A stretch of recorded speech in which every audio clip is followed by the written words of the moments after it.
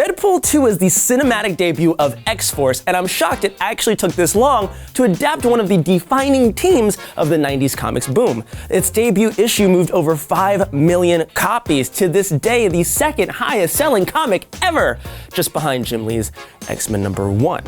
But despite all of the cartoons, movies, and game adaptations of the X-Men, Deadpool 2 is the first time we're actually seeing the militaristic mutants in action. So it's time for a little refresher. Hit it! I'm Andrew, and today I'm asking a simple question. Who the fuck is X-Force?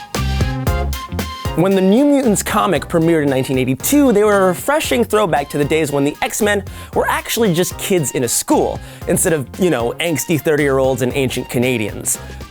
Your country needs you. I'm Canadian. It started off strong, but sales kinda took a dive. That is until a rising artist named Rob Liefeld took over in 1989.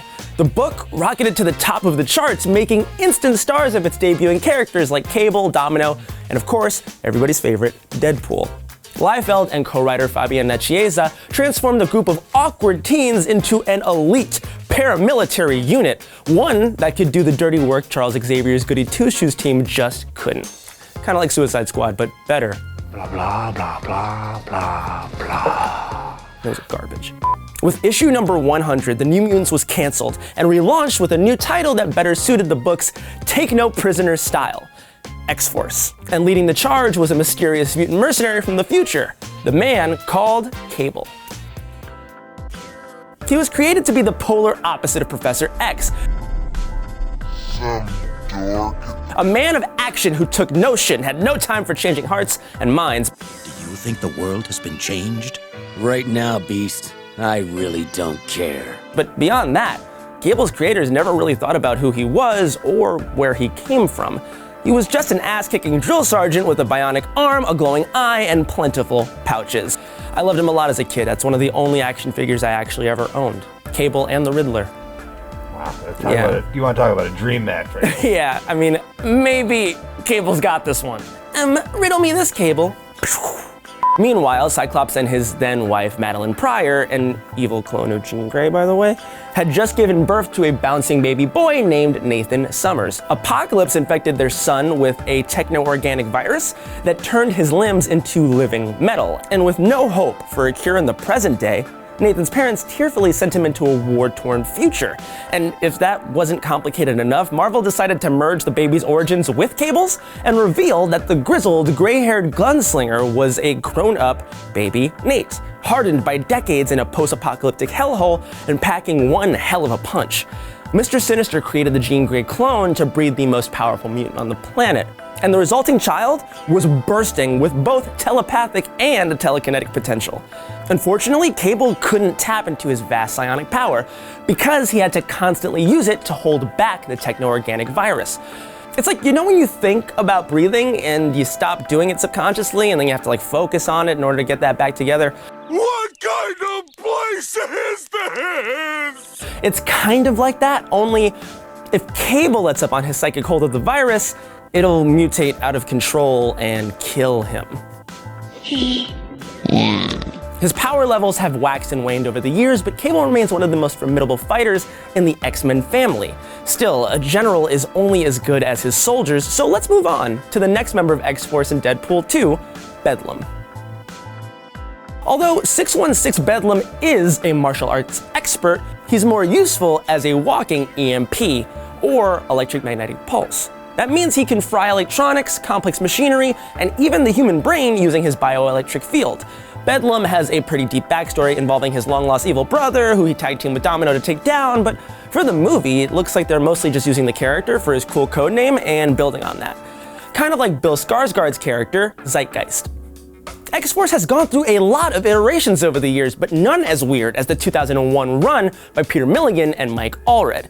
They reimagined the team as pre-packaged pop stars who were more concerned with their Q rating than the fate of mutant kind. Their leader was Axel Clooney, aka Zeitgeist, a mutant with the power to spew acid vomit from his mouth.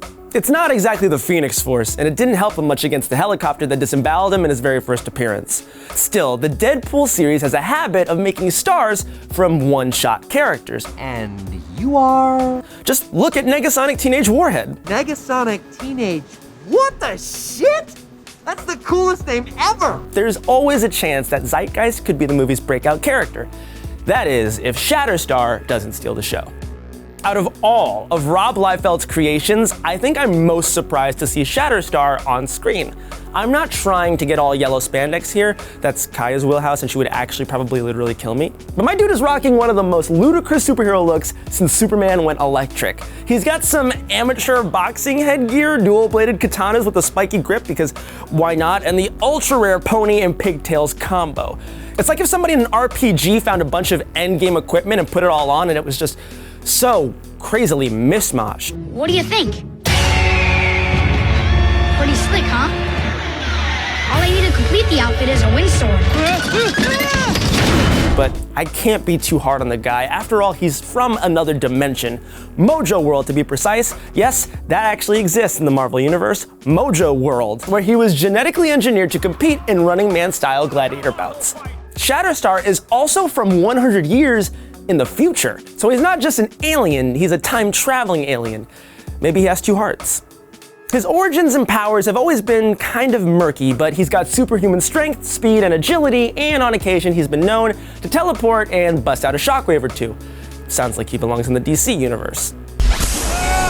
Most importantly, Shatterstar is also one of the all too few queer superheroes. His complex sexual identity broke new ground for LGBTQ+ representation in comics, and his relationship with fellow X-Man Richter led to the first male-male kiss in Marvel history. I'm really hoping that Deadpool 2 doesn't use this as joke fodder.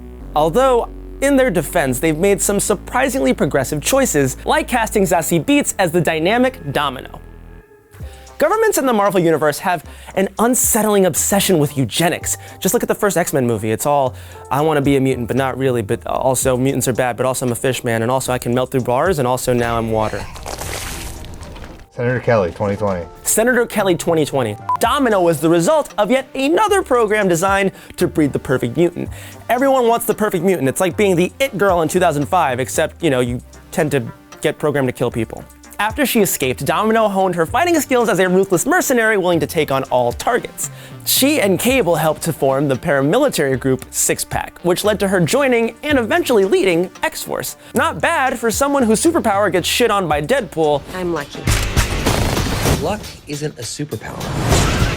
It's certainly not very cinematic. Yes, it is. Let's meet in the middle and say no, it isn't. I'm gonna have to disagree with DP here because luck can absolutely be cinematic once you understand how it works.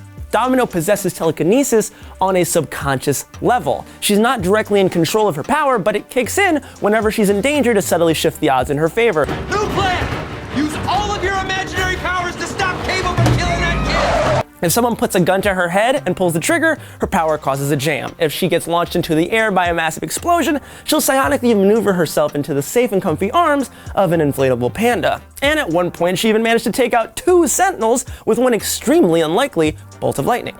It's really cool and can totally work on screen if you try. I mean, okay, probability manipulation is supposed to be the Scarlet Witch's thing too, but the MCU didn't bother and just gave her vague, wispy red magic instead. A lot of it is just, it really takes me out of it. Scarlet Witch is so much cooler in the comic books. They're really, Elizabeth Olsen, you need to talk to somebody and get a good costume, a better costume, and better powers because you could really be f***ing shit up. Still, I bet a talented action director like David Leitch can play with the power in some really clever and surprising ways. And speaking of surprises, Deadpool 2 introduces a mysterious, brand new member of X-Force, Peter. Peter has no powers, no costume, and no codename, so obviously, he is in. Any power you want to tell us about? I have both type 1 and 2 diabetes. As it turns out, we are looking for someone with diabetes. Peter's your man. Naturally, this has theorists in a tizzy speculating over his real identity. Could he be Pete Wisdom, the British secret agent extraordinaire, Morph, or Mystique in disguise, Hugh Jackman in a Mission Impossible style mask, or maybe, just maybe, He's a joke character with no deeper meaning besides, it's hilarious to have a normal-ass dude running around with mutant maniacs. X-Force! We'll have to wait for the movie to find out, but we won't have to wait much longer for more X-Force. The slightly derivative team is shooting a spin-off this fall just before the Disney-Fox merger is scheduled to finalize. It could be the last stand for a group we've only just gotten to know. It's an extremely strange, borderline parody of X-Force, but it's X-Force nonetheless. Hey everyone, thank you so much for watching. Deadpool 2 seems to be the comic relief movie we desperately need after that really depressing ending to Infinity War. And now I want to know, who's your favorite X-Force member? Is it someone from the comics, someone from the movie? Let me know in the comments. As always, please subscribe to NowThis Nerd. And if you see an ad recruiting superheroes, you should just believe in yourself and go for it.